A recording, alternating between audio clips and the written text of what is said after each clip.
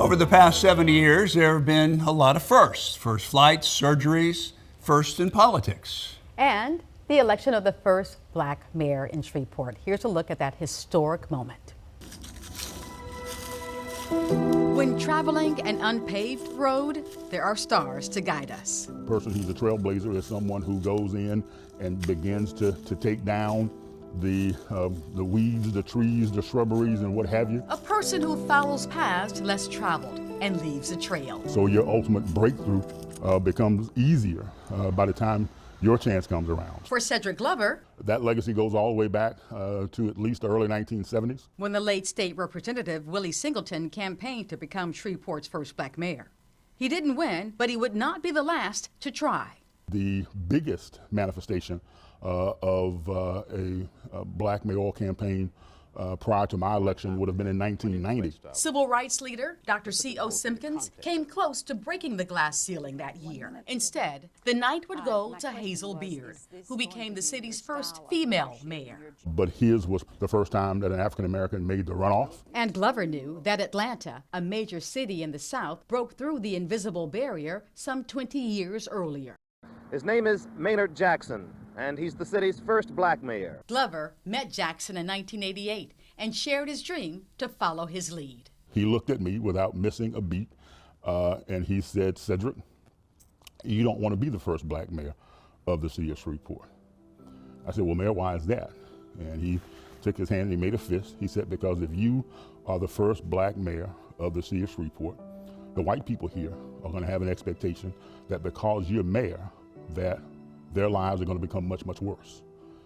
And he made another fist with his right hand. And he said, "And the black people of Shreveport are going to have a belief that now because you're mayor, that their lives are going to suddenly become much, much better." Now, neither one of those things is going to happen.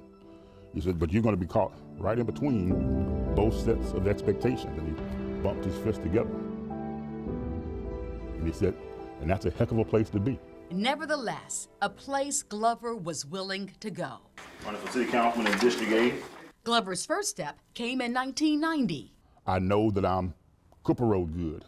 I know that I'm good amongst my group and my peers. And voters agreed. He was elected to Shreveport's city council and then spent 10 years allocating funds as a state representative. If you go out to Independence Stadium and you see the blue and red seats and you see the skybox, those are made possible by a package of bills that I passed in 1998. In 2003, he was inspired by the election of Louisiana's first female governor. I, Kathleen Babineau Blanco. And once again, thought about his dream to become mayor. Between the inspiration of Hazel Beard and the example of Kathleen Blanco, then I became more convinced that it was possible to do that which had previously been unprecedented. Possible doesn't mean easy. You still had a majority white voting population in the city of Shreveport.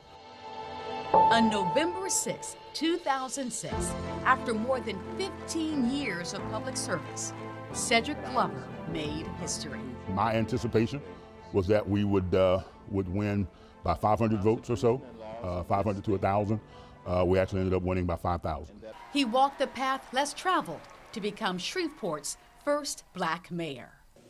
Yes, today is an historic day. Our greatest contribution for much of Louisiana's history has been as free and cheap labor. What we've been able to offer and manifest in terms of our intellect has never been valued and respected in the way that it should be. Having the ability to be able to represent to those who were like me in the 1970s and those who've come behind, that you can. Brenda Teal, KTBS 3 News. Glover was a two-term mayor. Under his administration, crime statistics were in the single digits, the lowest ever. He's currently serving as the executive director of the Downtown Development Authority.